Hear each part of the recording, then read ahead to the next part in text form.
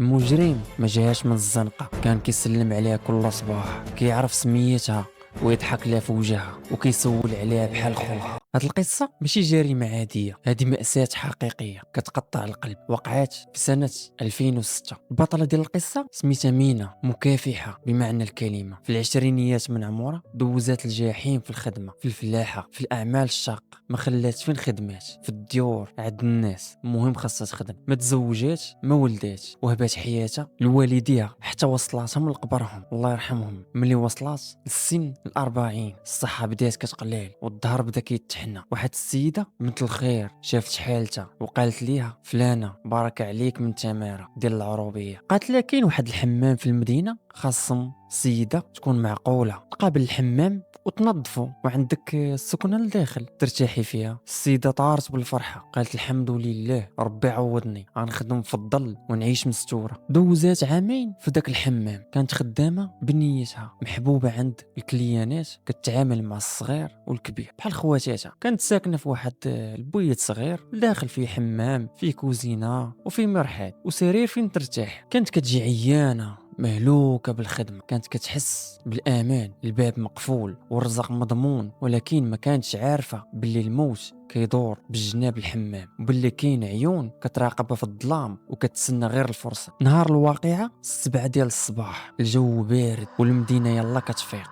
مولة الحمام جات باش تفتح وتستقبل الكليانات الأولين. وقفت قدام الباب، جبدات السويرت، حلات الباب البراني، دخلات. الدنيا ساكتة، غير الصوت القطرات ديال الماء. مشات جهة الغرفة ديال الضحية اللي خدامة عندها. مينا مينا واش فقتي؟ ما كاين حتى جواب. الصمت كان ثقيل وكيعمر الحمام. مولات الحمام عودات دقات: ومينا وفيقي راه السبعة هادي، الناس غيبداو يجيو. والو، التليفون ديالها كيصوني وما كتجاوبش. وهنا بدا كيدخل لها الشك والخوف، بدا كيطلع مع رجليها.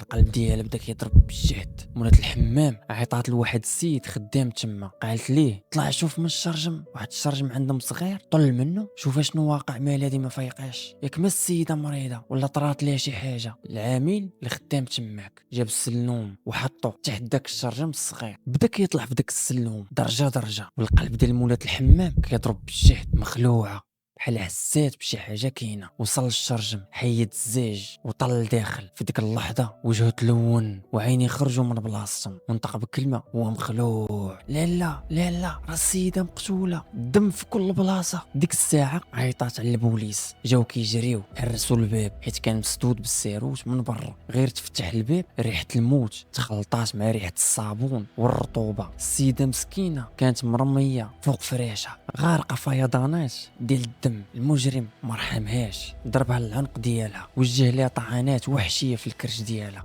بحال الا كان باغي ينتقم منها ولا يسكتها في مره. الغرفه كانت مرونه، حوايج مليوحين فوق الستاتر مقلوبين، كيبان باللي كانت مقاومه مضاربه معاه. الضحية دافعت على حياتها بضفارها وسنانها حتى لآخر دقيقة في حياتها. البوليس قلبوا مزيان، السوارت ديال الحمام ما كاينينش، الفلوس اللي كانت كتجمع، رزقها اللي شقات عليه حياتها كاملة ما كاينينش، التليفون ديالها كبر. السؤال اللي حير المحققين: شكون هاد الشبح اللي دخل الحمام وقتلها وسرقها وخرج وسد الباب بالسيروت وزاد؟ واش شي حد براني؟ صعيب حيت الحمام محصن. واش شي حد من الداخل؟ وهنا الانظار توجهات لفرناتشي مول الفرنة.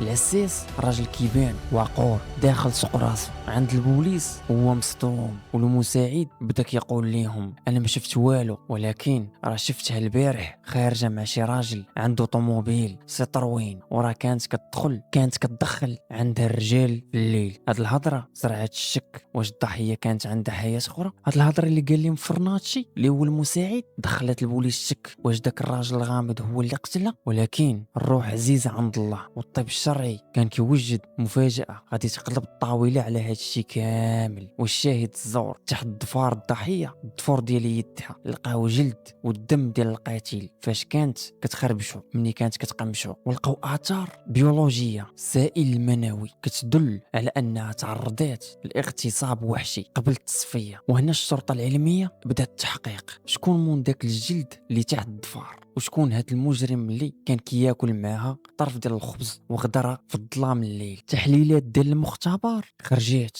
وكانت قاطعه وما فيهاش شك. الحمض النووي ديال الجلد اللي لقاو الاديان تحت ضفار الضحيه دليل ديال الاديان المقاومه. السائل المنوي خرج كيطابق 100% مع شخص واحد. شكون هو؟ نفسه العساس اللي كان كيتهمها في شرفها وكيبكي مع الجنازة.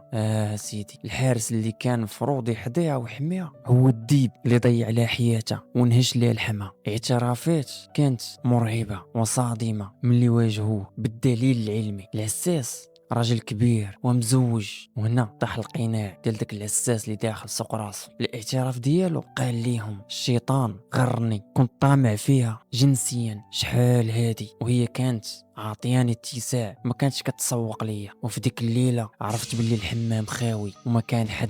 مشيت دقيت على الباب. الضحيه مسكينه ملي سمعت صوته، هو كان زميل في الخدمه، تاقت به. فتحات الباب بنيه حسنه، غير دخل شدها تكرفس عليها بوحشيه. ضحيه قاومات ما خلات ما دارت، ولكن غلب عليها. هادشي علاش لقوه مقموش في وجهه ويديه، ولكن هو كان مسلح ومجرم اغتصبها بقوه. وملي سالا وخاف تفضحو جبد الجنويه وذبحها بدم بارد، وزاد كمل عليها بطعنات في الكرش باش يتاكد انها توفات. ومن بعد سرق ليها تحويشه العمر اللي هما الفلوس ديالها اللي كانت جامعه، وضربات عليهم تماره والتليفون ديالها، وسد الباب بالسيرود ديالها ومشى نعس بلاصتو. والصباح ناض يمثل دور الضحيه وبالله هو بريء، ويتهم الضحيه في سلوكها باش يغطي على جريمته. المجرم تقدم للعداله والملف كان ثقيل: القتل العمد مع سبق الاصرار والاغتصاب والسرقه الموصوفه وتضليل العداله. تحكم عليه بالاعدام او المؤبد، وضاع هو